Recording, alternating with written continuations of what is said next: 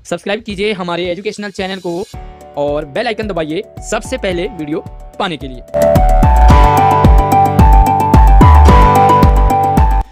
प्यारे बच्चों, रस प्रकरण में पिछली वर्कशीट में आपने पढ़ लिया अभी तक रस की परिभाषा, रस के अंग, रस के स्थायी भाव, श्रृंगार और करुण रस हमने पिछली ही वर्कशीट में पढ़ लिया है। आज की वर्कशीट में हम शेष जो बाकी रस हैं उनके बारे में हम पढ़ेंगे, यहाँ पर समझेंगे। स्वागत है आप सभी का आपके अपने एजुकेशनल चैनल में। मैं हूँ आपका आशीष सर। 16 दिसंबर वर्कशीट नंबर 68 और रस प्रकरण में हमारा चल रहा आज 5वां पार्ट रस का।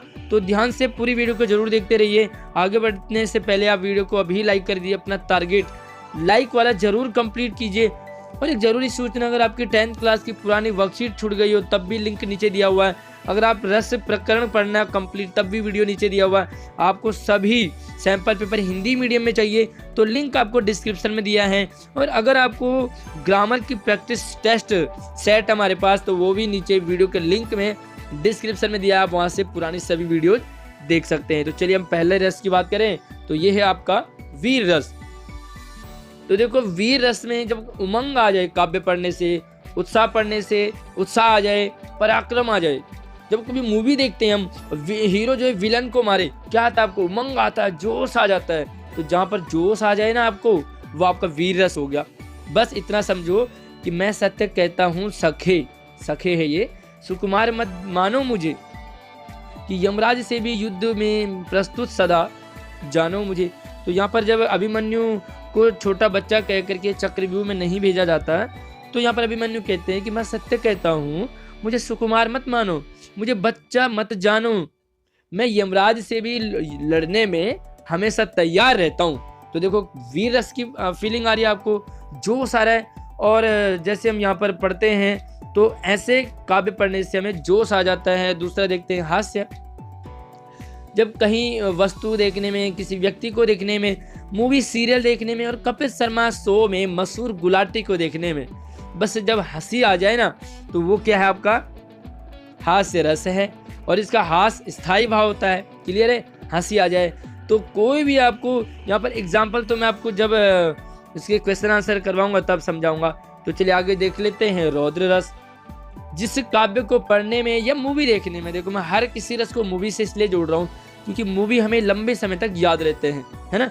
तो मूवी को देखने में, कविता पढ़ने में या किसी बुक को पढ़ने में, सुनने में, जब हमें क्रोध आ जाए, गुस्सा आ जाए, तो वहाँ पर क्या है? हमारा रौद्र रस है। और रौद्र रस का स्थायी भाव क्या है? मुझे कमेंट में यहाँ पे लिखा भी है, खैर कमेंट में क्या बताना है। तो यहाँ पर क्रोध रस है। तो एग्जाम्पल देखो कि श्री कृष्ण के सुन वचन, अर्जुन क्रोध से जलने लगे, सब सील अपना भूल करतल युगल मरने लगे। तो मलने लगे अपने हाथ दोनों। जब श्री कृष्ण अर्जुन को गीता सार सुनाते हैं तो अर्जुन जो है क्रोध से जलने लग जाते हैं कि मुझे अब तो लड़ना है और इन्हें मारना है। वो सारी पुरानी बातें याद दिलाते हैं।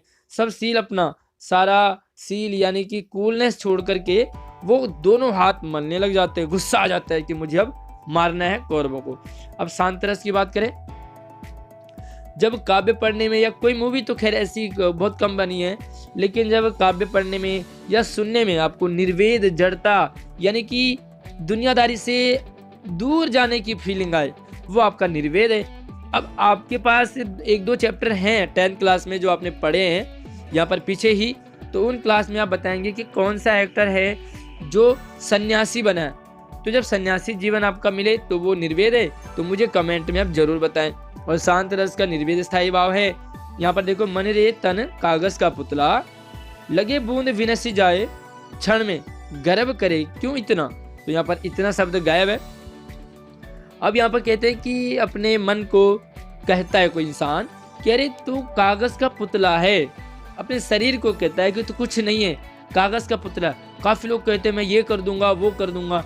तो वो कहते हैं कि कागज की तरह है हमारा शरीर, और बूंद पड़ जाए ना एक क्षण में ही हमारा सारा नष्ट हो जाता शरीर।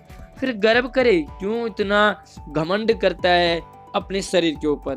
तो जब आपको देखो यहाँ पर कहते हैं शरीर कुछ नहीं है, इतना घमंड बेकार है, तो ये क्या है? आपका शांत रस है, दुनियादारी बेकार है ना। अब भयानक रस के बारे में जानते हैं।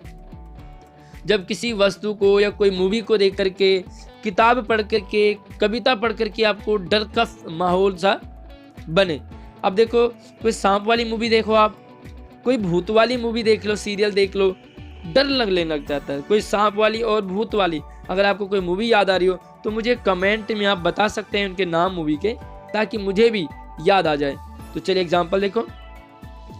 उधर गरजती सिंधु लहरिया, कुटिल काल के जालों सी, चली आ रही फेन उंगलियां, फन फैलाए ब्यालों सी। तो यहाँ पर देखो, एक तरह से सिंधु की लहरियां हैं वो आ रही है, और कुटिल काल के जालों से ऐसा लगता है जैसे जाल बना करके आ रही है मुझे अपने साथ ले जाने। और इधर से फेन उंगलियां, फन फैलाए ब्यालों सी, और दूसरी तरफ ऐसे लग रहा है जैसे सांप की तरह वो काली काली लपटें आ रही हों और काले काले सांप आ रहे हों। तो मुझे ऐसा लगता है जैसे डर की सी फीलिंग आ रही है। तो ये है आपका भयानक रस। तो चलिए, जब हम इनके क्वेश्चन आंसर करेंगे 4-5 तो आपको और अच्छे से समझ में आ जाएगा। तो चलिए इनके क्वेश्चन आंसर की तरफ। तो पहला सवाल है कि वीर रस कहाँ होता है, उसका एक एग्जाम्पल देना है। उसके बाद ये दो रिपीट हो रखा है, ठीक है, तो दोनों में से एक करना है। दूसरा देखो, हास्य रस कहाँ होता है, एक एग्जाम्पल देना है। रौद्र रस कहाँ होता है, उसका एग्जाम्पल देना है। और शांत रस कहाँ होता है, एग्जाम्पल देना है। और सबसे लास्ट में हम देखेंगे वात्सल्य और भक्ति रस के बारे में आपको बताएंगे। तो चलिए इसके सीरियल वाइज में आपको आंसर बता देता हूँ। पहला देखो, वीर रस। अब देखो, जब ये तो आपने समझ लिया कि जब किसी रचना या वाक्य आदि से वीरता जैसे स्थायी भाव उत्पन्न हो वहाँ पर वीर रस होता है। अब देखो यहाँ पर एग्जाम्पल है कि बुंदे ले हर बोलो के मुँह, हमने सुनी कहानी थी, खूब लड़ी मर्दानी, वह तो झांसी वाली रानी थी।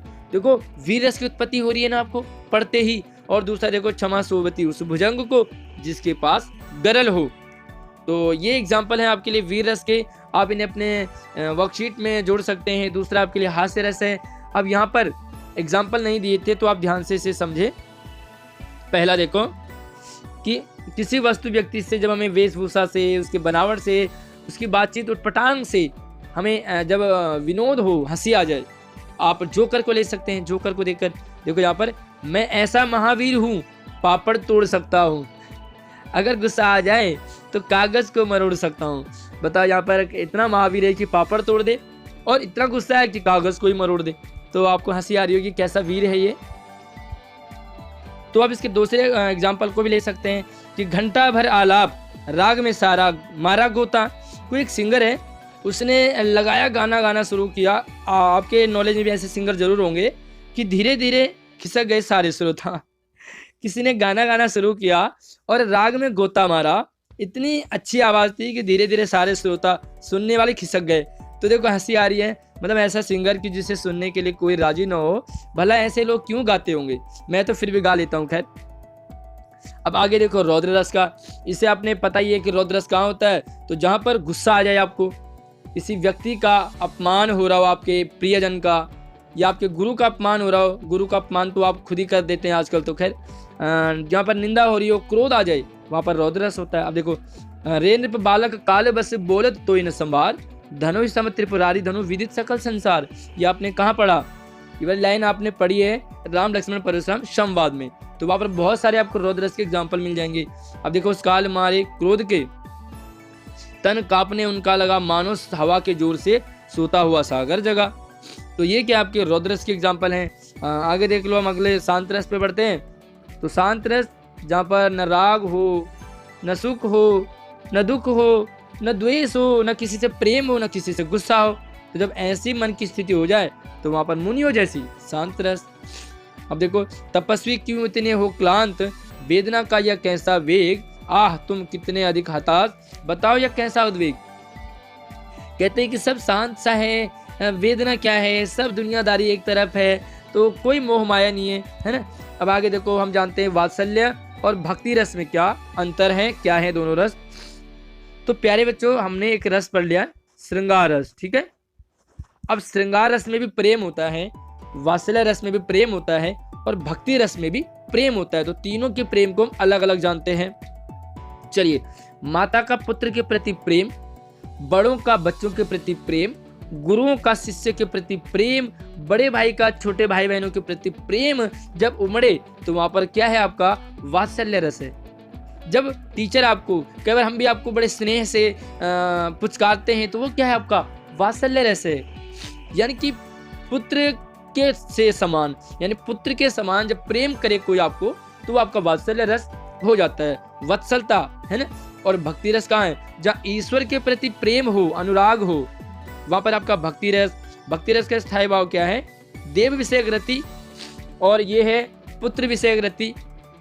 अब हम बात करते हैं श्रृंगार में, तो श्रृंगार में होता है नायक नायिका विषयक रति, यानी कि हीरो हीरोइन का प्रेम, किसी लड़का लड़की का प्रेम, बॉयफ्रेंड गर्लफ्रेंड का प्रेम। तो उम्मीद है आपको तीनों प्रेम समझ में आए होंगे, श्रृंगार वाला प्रेम, वात्सल्य वाला प्रेम और भक्ति वाला प्रेम। वीडियो कैसी लगी मुझे कमेंट में जरूर बताइए, लाइक करके अपने सभी दोस्तों को जरूर शेयर कीजिए, और नई जानकारी के लिए चैनल को सब्सक्राइब करने के साथ साथ बेल आइकन जरूर प्रेस कीजिए। अगली वीडियो में मिलते हैं, धन्यवाद।